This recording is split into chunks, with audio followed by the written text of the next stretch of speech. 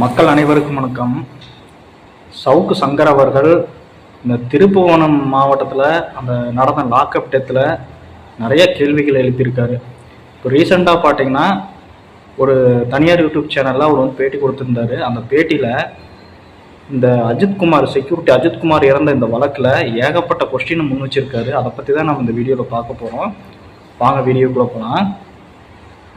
சவுக்கு சங்கர் அவர்கள் முதல்ல கேட்கக்கூடிய கேள்வி என்னன்னா, ஆரம்பத்திலிருந்தே வராரு. அதாவது அந்த பெண்மணி வந்து புகார் கொடுத்தாங்க இல்லையா, அந்த புகார் கொடுத்த டைம்ல இருந்தே வராரு. ஒவ்வொரு கொஸ்டினா அடுக்கி வைக்கிறாரு. முதல் கொஸ்டின்னா, அந்த பெண்மணி இருக்காங்கல்ல, அந்த பெண்மணி போலீஸ் ஸ்டேஷன்ல புகார் தெரிவிக்கும் பொழுது இவங்க ஏன் எஃப்ஐஆர் அதை ஃபைல் பண்ணல? அந்த புகார் மீது ஒரு எஃப்ஐஆர் ஃபைல் பண்ணி தானே இவங்க அடுத்த ஸ்டெப்பாக வந்து கொண்டு போகணும். ஆனால் ஏன் இவங்க வந்து ஃபைல் பண்ணலை அப்படிங்கிற ஒரு கொஸ்டினை முன் வச்சிருக்காரு. அடுத்தது, இந்த அம்மா வந்து செக்யூரிட்டி மேலே வந்து ஒரு கம்ப்ளைண்ட் ரெஜிஸ்டர் பண்ணியிருக்காங்க. அதாவது இவங்க மேலே எனக்கு சந்தேகம் இருக்குது அப்படிங்கிறத வந்து சொல்லியிருக்காங்க. அப்படின்னா அப்போ வந்து அந்த செக்யூரிட்டி என்கிற அந்த அஜித்குமார் அவர்களை விசாரணைக்கு கூட்டிகிட்டு வர மாதிரி இருந்தால் எஃப்ஐஆர் இல்லாமல் எப்படி விசாரணைக்கு கூட்டிகிட்டு வருவாங்க? எஃப்ஐஆர் போட்டால் தானே விசாரணையே பண்ண முடியும். விசாரணை இல்லாமல் எஃப்ஐஆர் இல்லாமல் விசாரணை பண்ணியிருக்காங்க. இதுக்கு வந்து யார் அதிகாரம் கொடுத்தது அப்படிங்கிற ஒரு கேள்வி. அடுத்து பார்த்தீங்கன்னா, அந்த அஜித்குமார் அவர்களை விசாரித்தது வந்து கான்ஸ்டபிள். அது மட்டும் இல்லை, அடித்து விசாரிச்சிருக்காங்க. ஒரு கான்ஸ்டபிளுக்கு எப்படி ஒரு நபரை வந்து அடிக்கக்கூடிய ஒரு அதிகாரத்தை கொடுத்தது யாரு? எப்படி இந்த ஒரு அதிகாரம் அவங்களுக்கு கிடைச்சது? எந்த அத்தாரிட்டி அவங்களுக்கு கொடுத்தாங்க? எஸ்ஐ வந்து அவனை அடித்து துன்புறுத்தி பேசு ஒத்துக்கு வை அப்படின்னாங்களா? இல்லை வந்து இன்ஸ்பெக்டர் வந்து அடிக்க சொன்னாங்களா? இல்லை டிஎஸ்பி அடிக்க சொன்னாங்களா? இல்லை அவங்க மேலதிகாரிகளால் அடிக்க சொன்னாங்களா? இப்படி யாராக இருந்தாலும் அடிக்க சொல்லியிருப்பாங்களே. அந்த மாதிரி அத்தாரிட்டி அடிக்க சொல்லி அத்தாரிட்டி கொடுத்தது யாரு?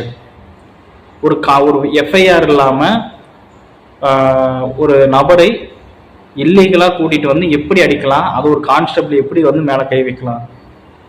ஸோ அப்போ அந்த அடிக்க அதிகாரம் கொடுத்தது யாரு அப்படிங்கிற ஒரு கேள்வி முன் வச்சிருக்காங்க. அடுத்து பார்த்தீங்கன்னா, அதே மாதிரி இந்த தனிப்படை ஒன்று அமைச்சாங்க பார்த்தீங்களா, 6 பேர் கொண்ட குழு. ஸோ இந்த பெண்மணி வந்து ஒரு மேலிடத்துல சொல்லி ஒரு தனிப்படை வந்து ஒரு தனிப்படை அமைச்சு இமிடியட்டாக வந்து அதை பார்க்க சொல்லியிருக்காங்க, அந்த திருட்டு கேஸை. அது பார்த்தீங்கன்னா முக்கியமாக அதில் வந்து குறிப்பிட்ட சொல்லக்கூடிய விஷயம் என்னன்னா, சவுக்கு சங்கர் அவர்கள் இதில் வந்து குறிப்பிட்டு சொல்லக்கூடிய ஒரு விஷயம் என்னன்னா, இந்த நகை வந்து காணாமல் போச்சு இல்லையா, காணாமல் போனால் அன்று இரவே கண்டுபிடிக்க வேண்டும் அப்படிங்கிற அவசியம் என்ன அப்படின்னு ஒரு கேள்வி எழுப்பியிருக்காரு. ஏன்னா இதுக்கு முன்னாடிலாம் பார்த்தீங்கன்னா 200 பவுன் 300 பவுன் 100 பவுன் எல்லாம் காணாமல் போயிருக்கு நகைகள். ஸோ அவ்வளோ பவுன் கணக்கில் காணாமல் போன நகைகளே வந்து இன்னும் கண்டுபிடிக்கல இந்த போலீஸு. பட் ஆனால் இந்த போலீஸ் அதிகாரிகள் இந்த 10 பவுன் நகைக்காக ஏன் இவ்வளோ மெனக்கெட்டு ஒரு ராத்திரியிலே கண்டுபிடிக்கணும்னு சொல்லி இவ்வளோ ப்ரெஷர் பண்ணது என்ன அவசியம் அப்படிங்கிற ஒரு கேள்வியை வந்து எழுப்பியிருக்காரு. ஏன்னா 6 பேர் கொண்ட குழு அமைச்சு இமீடியட்டாக வெடியிருக்குள்ள கண்டுபிடிக்கணும் அப்படின்னு அவ்வளோ ஃபோர்ஸ் பண்ணியிருக்காங்க. அப்படின்னா ஒரு 10 பவுன் நகைக்காக ஏன் இவ்வளோ மெனக்கிடணும்? அதுக்கு என்ன அவசியம் இருக்கு? ஒரு 10 பவுன் நகைக்காக அந்த ஆளை அடிக்கிற அளவுக்கு அதிகாரம் கொடுத்துருக்காங்களா? அப்ப எந்த அளவுக்கு இம்பார்ட்டன்ட் கொடுத்துருக்காங்கன்னா, அப்ப அந்த நபர் யாரு? ஏன் இந்த நகையில வந்து இந்த நகையை கண்டுபிடிக்கிறதுக்கு இவ்வளோ இம்பார்ட்டன்ட் கொடுத்துருக்காங்க அப்படிங்கிற ஒரு கேள்வி வந்து முன் வச்சிருக்காங்க. இப்போ பார்த்தீங்கன்னா இதை விட பெரிய பெரிய கேஸ் எல்லாம் வந்து இப்போ வந்து இருக்குது. ஆனால் அந்த கேஸுகளில் யாராவது இப்போ கேஸ் கொடுக்குறாங்கன்னா அந்த கேஸுகளில் பார்த்தீங்கன்னா ஓரம் கட்டிடுவாங்க. இந்த கேஸை வந்து சரி அப்புறம் பார்க்கலாம், இந்த கேஸ் இப்போ பார்க்கலாம் அப்படின்னு சொல்லிட்டு அப்படியே ஓரம் கட்டிட்டு சரி நீ அப்புறமா வாப்பா இப்போ வாப்பா அப்படின்னு சொல்லி இழுத்தடிப்பாங்க. அப்படி இருக்கும்போது எந்த ஒரு கம்ப்ளைண்ட்டும் கொடுக்காம எதுவுமே பண்ணாமல் ஒரு பெண்மணி சொல்லியிருக்காங்க அப்படிங்கிறக்காக ஒரு மேலதிகாரியே வந்து இந்த மாதிரி ஆக்ஷன் எடுத்திருக்காங்க. அப்படின்னா அந்த மேலதிகாரிக்கு இந்த பெண்மணி என்ன வேண்டும்?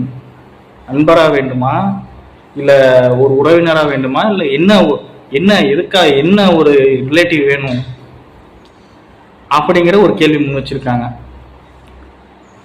சரி, இது மட்டும் இல்லாம இன்னும் வேற என்னென்ன கேட்டிருக்காங்கன்னா, எஃப்ஐஆர் போடல, ஒரு பெண்மணி சொன்னாங்கன்னு ஒரு தனிப்படை அமைச்சிருக்காங்க, அந்த நபரை வந்து இல்லீகலாக கூட்டிகிட்டு போய் அடிச்சிருக்காங்க. இதையெல்லாம் தாண்டி அந்த தனிப்படை ஒன்று அமைச்சாங்க பார்த்தீங்கன்னா, தனிப்படையே வந்து ஒரு 6 பேர் கொண்ட ஒரு கான்ஸ்டபிள் கேங். ஆமாம்.